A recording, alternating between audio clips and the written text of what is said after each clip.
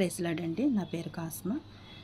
నేను సత్యసాయి గారు కృపాసన్నిధి మినిస్ట్రీస్ నుంచి కంటత వాక్యముల క్రింద ఎఫెసీలకు రాసిన 5వ అధ్యాయము 1 నుంచి 12 వచనములను మరియు మొదటి దశలోనికి రాసిన పత్రిక 5వ అధ్యాయము 15 నుంచి 22 వచనముల గురించి చెప్తానండి. కావున మీరు ప్రియమైన పిల్లల వలె దేవుని పోలి నడుచుకొనుడి.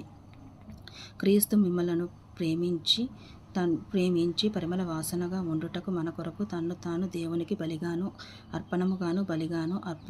అప్పగించుకునేను. కావున మీరు ప్రేమ కలిగి నడుచుకొనుడి. మీలో జారత్వమే గాని ఏ విధమైన అపవిత్రతయే గాని లోభిత్వమైనను వీటి పేర్లైనను ఎత్తకూడదు. ఇది పరిశుద్ధులకు తగినది.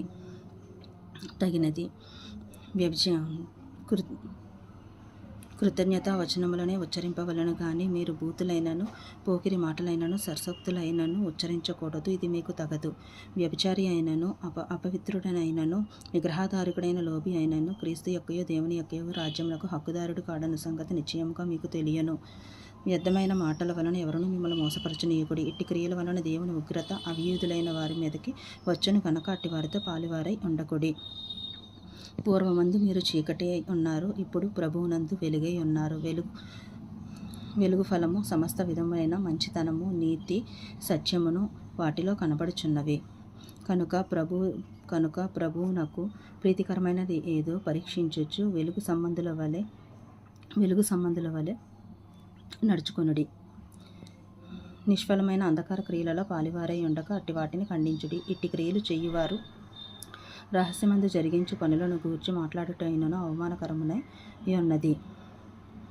ఎవడును కీడునకు ప్రతి కీడునకు ఎవడైనను చేయకుండా చూచుకొనుడి. మీరు ఒకని ఎడల ఒకడును మనుషులందరి ఎడలను ఎల్లప్పుడూ మేలును అనుసరించి నడుచుకొనుడి. ఎల్లప్పుడూ సంతోషించుడి. ఎడతెగక ప్రార్థన చేయుడి. ప్రతి విషయమునందు కృతజ్ఞత స్తుతులు చెల్లించుడి. ఈలాగు చేయుట యేసుక్రీస్తునందు మీ విషయంలో దేవుని చిత్తము. ఆత్మను ఆర్పకుడి. ప్రవచించుటను నిర్లక్ష్యము చేయకుడి.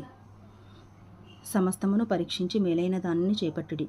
ప్రతి విధమైన కీడునకు దూరముగా ఉండుడి. ఆమేన్.